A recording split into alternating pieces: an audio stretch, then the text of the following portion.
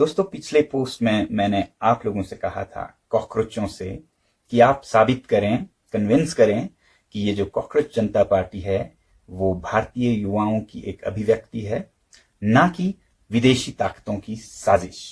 तो इसके बाद आप लोगों में से बहुतों ने कमेंट्स में इसके बारे में लिखा है और दीप के जी ने मुझसे राब्ता कायम की, मेरी उनसे बात हुई और उन्होंने ये डेटा मेरे साथ शेयर किया जो अभी मैं आपके साथ बांट रहा हूं।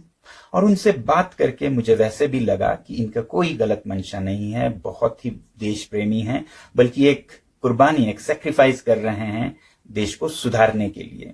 और आपने ये भी देखा होगा कि 6 तारीख को शनिवार को वो दिल्ली में लोगों को बुला रहे हैं ताकि हम शिक्षा मंत्री के इस्तीफे के बारे में मांग करें।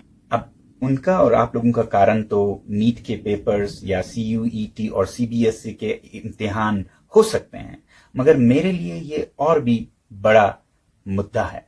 देखिए, पिछले 4 दशकों से मैं शिक्षा के ही क्षेत्र में अपनी जद्दोजहद करता रहा हूं। जैसे ही मैंने इंजीनियरिंग खत्म की, मैं शिक्षा को सुधारने में ही लगा, वो भी सरकारी स्कूलों में, दूर के गांव में। School books teach them, for example, how to make tea, and they can easily produce that back in their answer books. You see, first boil the water, then put the tea leaves and put the milk and things.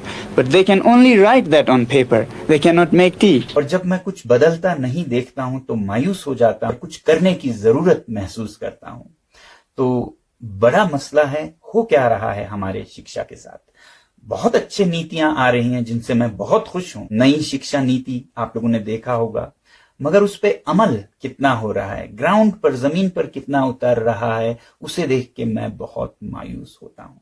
उसी तरह आपने देखा होगा विकसित भारत की एक अभियान है, डेवलप्ड इंडिया बाय 2047। अब ये विकसित भारत किसे न पसंद आए, मगर इसकी भी अमल को अगर देखें तो शायद आप मायूस हो जाएंगे।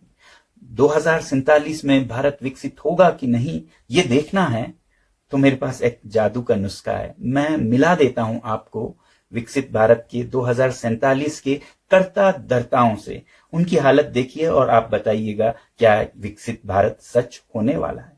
आइए मैं दिखाता हूं। ये वो बच्चे हैं जो आज प्री प्राइमरी क्लासेस में हैं भारत के गांव में। यही होंगे 25-30 साल के 2047 में, यही चला रहे होंगे भारत को। तो क्या आपको लगता है भारत विकसित होने वाला है अगर ये हालत रही हमारे विद्यालयों की? इसलिए मैं कहता हूं कि मंशा बहुत अच्छी है। मंशा के लिए मैं सरकार को 10 में से 10 दूंगा, मगर फिर अमल या हरकत उस पर कितनी होती हो वो फैसला करेगा कि बरकत कितना होता हो, क्योंकि हरकत में ही बरकत है, सिर्फ तमन्नाओं से नहीं बनता है एक देश। तो इसलिए अगर आप देखें पिछले 3 या 4 शिक्षा मंत्रियों को गूगल कीजिए, देखिए कौन आए, उन्होंने क्या कमाल किया, तो उसे देखकर मुझे नहीं लगता कि विकसित भारत होने वाला है। तो मैं तो इन वजूहात, इन कारणों के लिए शिक्षा मंत्री जी का इस्तीफा चाहता हूं। आपकी बात सही है, नीट के पेपर लीक हुए बहुत बड़ी बात है, इतने लाखों विद्यार्थियों के जिंदगी के साथ खिलवाड़ है, मगर आगे क्या होने वाला है वो सवाल ज्यादा बड़ा है। तो इन सब को सुधारने के लिए मैं आग्रह करूंगा प्रधानमंत्री जी से कि किसी भी स्वाभिमानी देश में, लोकतंत्र में, कोई भी स्वाभिमानी शिक्षा मंत्री ऐसी बात हो, पेपर्स लीक हो और कुछ चल ना रहा हो तो वो इस्तीफा देंगे, रेजिग्नेशन देंगे। तो मुझे उम्मीद है कि ये अगले कुछ दिनों में होगा, या फिर बदल या फिर इस्तीफा। और अगर ऐसा नहीं होता है 5 जून तक भी, तो मजबूर होकर 6 जून को मैं भी आप लोगों से जुड़ूंगा ये आग्रह करने के लिए दिल्ली में। तो मैं तो आ रहा हूं दिल्ली आप लोगों से जुड़ने के लिए, दीप के जी से जुड़ने के लिए।